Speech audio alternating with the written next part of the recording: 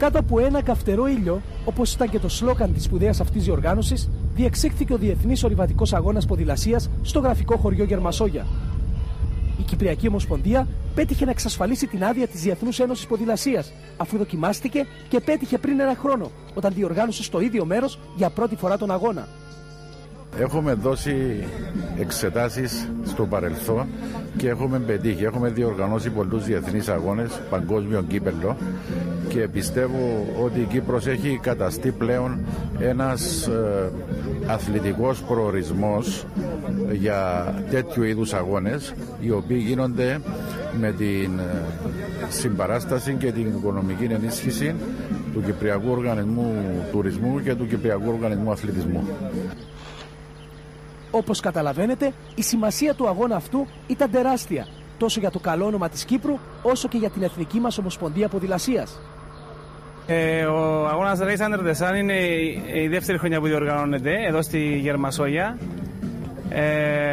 Παρόλο που είναι νέος αγώνας, έχει μαζέψει αρκετά μεγάλα ονόματα της ποδηλασίας.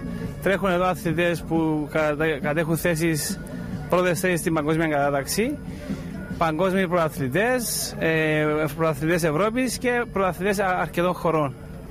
Ευελπιστούμε ότι αυτός ο θεσμός θα καθιερωθεί για πάντα και χρόνο με το χρόνο θα αναβαθμίζεται. Έχουμε ήδη αναβαθμίσει την όλη εκδήλωση με την παρουσίαση έκθεσης παλιού ποδηλάτου, το ιστορικό πώς ξεκίνησε η χρησιμοποίηση του ποδηλάτου. Είναι περίπου εκεί 12 πεπαλαιωμένα ποδήλατα. Αξίζει τον κόπο ο κάθε επισκέπτης να τα δει. Υπάρχει και έναν ιστορικό κατά διάρκεια του αγώνα του 55-59. Ο τότε Άγγλος διοικητής, αστυνομικός διοικητής εδώ στη Λεμεσό, κάποιος για να μπορεί να κινείται με ποδήλατο έπρεπε να έχει άδεια ποδηλάτου και αριθμό ποδηλάτου. 75 αθλητές και αθλήτριες ανά το παγκόσμιο, ανάμεσά τους τα μεγαλύτερα και δυνατότερα πεντάλ στον χώρο, παρατάχθηκαν στην εκκίνηση, πανέτοιμοι να συναγωνιστούν για μία θέση στο βάθρο ή μία κατάταξη που θα τους έδινε βαθμούς για τους Ολυμπιακούς Αγώνες. Με αδιάψευστο μάρτυρα την κάμερα της εκπομπής μας, η προσπάθεια μεγάλη και το θέαμα εξαιρετικό.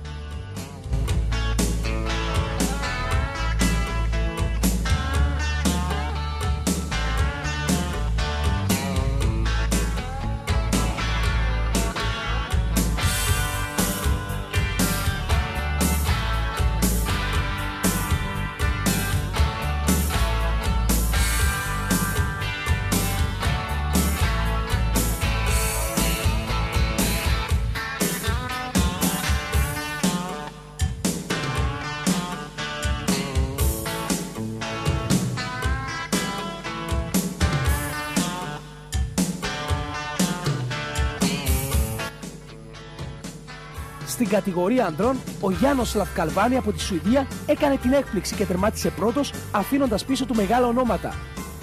Τη δεύτερη και τρίτη θέση πήραν οι Ιταλοί Γιάντερ Ζολί και Τόνι Λόγκο αντίστοιχα.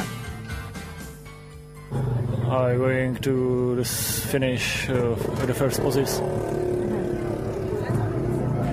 Ο αγώνας, λέει, ήταν πάρα πολύ δύσκολος, είχε και κάποιες ατυχίες ο Γιάροσλαβ, αλλά τελικά τα κατάφερε, είναι ο νικητής του Race Under the Sun για φέτος. Πραγματικά είναι εντυπωσιασμένος από τη διοργάνωση. Στην κατηγορία κάτω των 23 ετών, νικητής ήταν ο Νορβηγός Άντερ Σκόρβεν, ενώ για την Κύπρο ο Μάριος Αθανασιάδης κατέκτησε την τιμητική 10η θέση. Μια καλή θέση. Μπορούσαμε και καλύτερα, πιστεύω, αλλά οι συνεχόμενοι αγώνες τον τελευταίο ένα μήνα έφεραν κάποια κούραση σήμερα. Εντάξει. Παρ' όλα αυτά μένεις ικανοποιημένος? Εντάξει, είμαι αρκετά ικανοποιημένος. Είναι ακόμα αρχή της φετινής σεζόν. Εντάξει, θα προχωρήσουν καλύτερα, πιστεύω. Στις γυναίκες, νικήτρια ήταν η Σαμπίν Σπίτσο από τη Γερμανία. Δεύτερη ήρθε η Τερέζα Χούρκοβα από την Τσεχία και τρίτη η Ελίζα Μπεθόζλ από την Αυστρία. Riders from all over Europe come here for these races and enjoy to stay here. Okay, thank you. Ήταν πολύ καλός ο αγώνας, πολύ τεχνικός. Έχει εντυπωσιαστεί από τη διοργάνωση. Έχει έρθει στην Κύπρο για άλλες φορές και πιστεύει ότι η χώρα μας είναι ιδανική για αγώνες mountain ορειβατικής ποδηλασίας. Την βρίσκει σαν ιδανικό τόπο, προορισμό για ποδηλάτες που χρειάζεται να προπονηθούν για τους μεγάλους αγώνες που ακολουθούν. Από κυπριακής πλευράς, η Ελίνα Σοφοκλέους ήρθε ένατη ανάμεσα σε 18 αθλήτριες.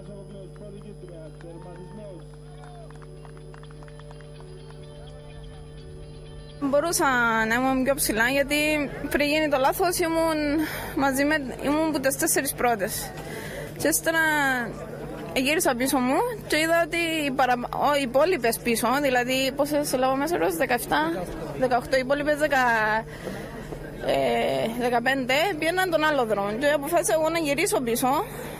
Πήγα 50 μέτρα μακριά, ας πούμε, είδα ότι έφτιανα πάνω στο βουνό, αλλά να πάω πίσω, γιατί να πάω με τούτος που πάω, με τον κρούβα, ας πούμε, ναι. Γιατί αν έχει ποινή για τους λίγους, για τις λίγες, να μένει με μπούτες που έχουν την ποινή και πήγα πίσω. Στη στιγμή που ήμουν τέταρτη, βρέθηκα τελευταία. Σιγά σιγά να πιάσω μια, εντάξει, στο τέλος πήγαμε, φτάσαμε. Δεν το έβαλες κάτω. Δεν το βάλω εύκολα κάτω, εντάξει, είπα, εντάξει, μπορούσα να είμαι σε καλύτερη θέση, αλλά δεν πειράζει.